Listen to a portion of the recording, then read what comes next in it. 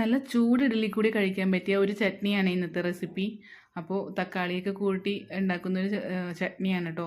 നമ്മളിപ്പോഴും സാമ്പാറൊക്കെ കൂട്ടി കഴിക്കുമ്പോൾ ഒരു വെറൈറ്റി ആയിട്ട് ഇതുപോലെ ഒന്ന് ചട്നി ഉണ്ടാക്കി നോക്കിയാൽ നല്ല ടേസ്റ്റാണ്. ചൂട് ഇഡ്ഡലി കൂടിയൊക്കെ കഴിക്കാൻ പറ്റിയ അടിപൊളി ചട്നിയാണ് കേട്ടോ. അപ്പോൾ ആദ്യമായിട്ട് കുറച്ച് വെളിച്ചെണ്ണ ഒഴിച്ച് അതിലേക്ക് കുറച്ച് ഉഴുന്ന്, 2-3 വറ്റൽമുളക്, പിന്നെ കുറച്ച് വേപ്പില, പിന്നെ നമ്മുടെ മെയിൻ ഇൻഗ്രീഡിയൻ്റ് ആയിട്ടുള്ള തക്കാളി. നമ്മൾക്ക് എത്ര ചട്നിയുടെ ആവശ്യമാണ് അതിനനുസരിച്ച് തക്കാളി ഇട്ട് കൊടുക്കുക. ഇതിൻ്റെ കൂടെ തന്നെ നമ്മൾക്ക് സവാളയും വെളുത്തുള്ളിയും കൂടി ചേർത്ത് നോക്കാം കേട്ടോ.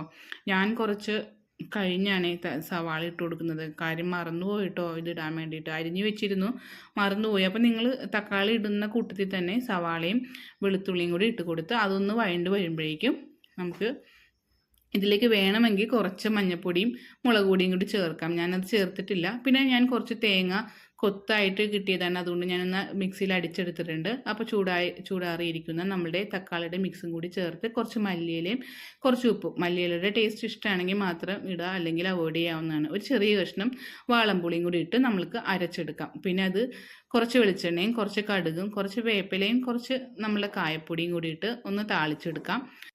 അപ്പോൾ ഈ സമയത്ത് നമുക്ക് ആവശ്യമുള്ള വെള്ളം ചേർത്ത് കൊടുക്കാം കേട്ടോ. അപ്പോൾ മിക്സിയുടെ ജാറയിൽ കുറച്ച് വെള്ളം ഒഴിച്ച് വെള്ളവും കുറച്ച് ആവശ്യത്തിന് ഉപ്പും ചേർത്ത് നമ്മൾ ചട്നി റെഡിയാക്കി എടുക്കാം. അപ്പോൾ നല്ല ചൂട് പോലുള്ള സോഫ്റ്റായിട്ട് ഇഡ്ഡലിയുടെ കൂടെ ഈ ചട്നി നല്ല സൂപ്പറായിരിക്കും. സാമ്പാറിൻ്റെ ഒന്നും ഒരാവശ്യമില്ല. അപ്പോൾ ഈ ചട്നി തന്നെ മതി.